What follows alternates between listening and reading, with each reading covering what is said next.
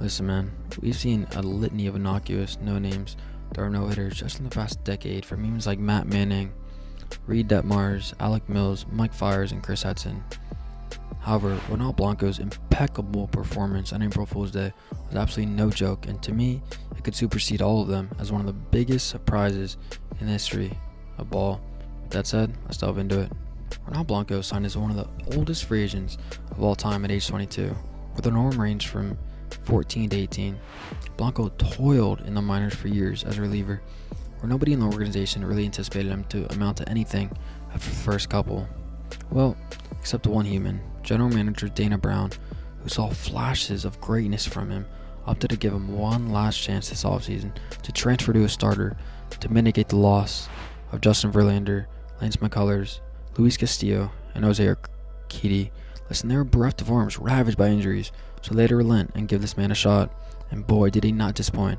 At a Dominican ball, he absolutely shoved, and the shoving permeated to spring training as he did not allow a singular run, not one run. And no, stop scoffing. It wasn't just 2 innings. It wasn't just 3. No, it was 15, while amassing 18 strikeouts as well. Obviously, he was rewarded with the rotation spot, and going into his first start, Blanco had never eclipsed 6 innings or even 100 pitches. So you'd obviously surmise there'd be a pitch count, and there was, as Josh Miller confirmed prior to the game, saying, quote, "We will have him around 90 pitches." Now, flashing over the game, listen, Blanco was nails from the beginning, striking out Vlad Jr. and Dalton Varsho in the top half of the first.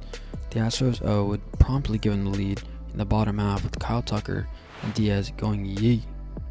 Blanco would obviously never relinquish it as they continued to toss zeros, only allowing one runner in scoring position all night. Just one. Now listen, remember when I said he never eclipsed 100 pitches? Well, it became prevalent after Blanco recorded the final out in the 8th inning, as it took his 91st pitch to get center fielder Kevin Kiermaier to fly out to left. Now obviously, as you know, the coddling of arms permeates throughout the league, and it was evident going into this game, as Joe Espada bumped the stipulations and gave Blanco the chance to make history, as he was on the precipice of it and did not want to be the man to take him out. And Ronel did not disappoint, finishing the no-hitter while racking up 7 strikeouts on 105 pitches while throwing 36 changeups and 34 sliders. And by the way, man, the no-no was even more impressive, as Toronto was only able to muster up 4 fastballs with an exit velocity of over 90 miles per hour, with all of them being grounders.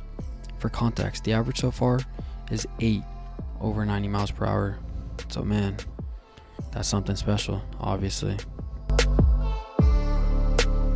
So in summation, man, with even no-hitters become more common nowadays because of the devastating arsenals all these pitchers nowadays possess, to me, man, it's still impressive as hell, given his backstory, given his history, given Ronel Blanco's innocuous career. His gem against the once potent Blue Jay lineups is honestly one of the more historic performances from one of the most unsuspected characters of all time. I don't think that's hyperbolic. I really don't. Alright, thanks for watching. Your turn to chime in. What do y'all think? Peace out.